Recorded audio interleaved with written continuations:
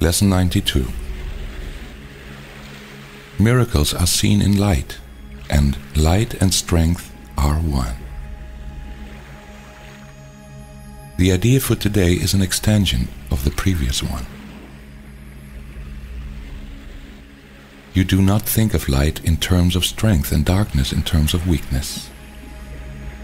That is because your idea of what seeing means is tied up with the body and its eyes and brain. This is why you believe that you can change what you see by keeping little bits of glass or other clear material before your eyes held in a frame or placed against the eye. These are among the many magical beliefs that come from the conviction you are a body and the body's eyes can see. You also believe the body's brain can think. If you but understood the nature of thought, you could but laugh at this insane idea. It is as if you thought you held the match that lights the sun and gives it all its warmth, or that you held the universe within your hand, securely bound until you let it go. Yet this is no more foolish than to believe the body's eyes can see, the brain can think. It is God's strength in you that is the light in which you see, as it is His mind with which you think. His strength denies your weakness. It is your weakness that sees through the body's eyes, peering about in darkness to behold the likeness of itself, the small, the weak, the sickly and the dying, those in need, the helpless and afraid, the sad, the poor, the starving, and the useless. These are seen through eyes which cannot see and cannot bless. Strength overlooks these things by seeing past appearances. It keeps its steady gaze upon the light that lies beyond them. It unites with light of which it is a part. It sees itself. It brings the light in which yourself appears. In darkness, you perceive a self that is not there. Strength is the truth about you. Weakness is an idol falsely worshipped and adored that strength may be dispelled and darkness rule where God appointed that there should be light. Strength comes from truth and shines with light its source has given it. Weakness reflects the darkness of its maker.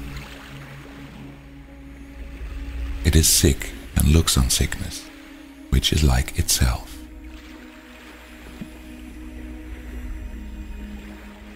Truth is a savior and can only will for happiness and peace for everyone. It gives its strength to everyone who asks, in limitless supply. It sees that lack in anyone would be a lack in all, and so it gives its light that all may see and benefit as one. Its strength is shared, that it may bring to all the miracle in which they will unite in purpose and forgiveness and in love.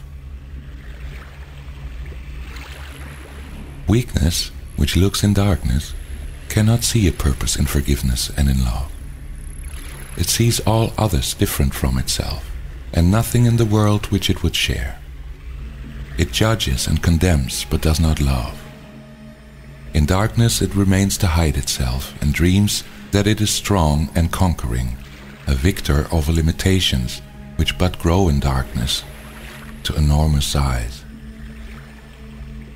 It fears and it attacks and hates itself, and darkness covers everything it sees. No miracles are here, but only hate. It separates itself from what it sees, while light and strength perceive themselves as one. The light of strength is not the light you see. It does not change and flicker and go out.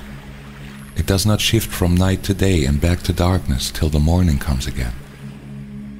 The light of strength is constant, sure as love, forever glad to give itself away because it cannot give but to itself. No one can ask in vain to share its sight. And none who enters its abode can leave without a miracle before his eyes, and strength and light abiding in his heart. The strength in you will offer you the light and guide your seeing, so you do not dwell on idle shadows which the body's eyes provide for self-deception. Strength and light unite in you, and where they meet, your self stands ready to embrace you as its own.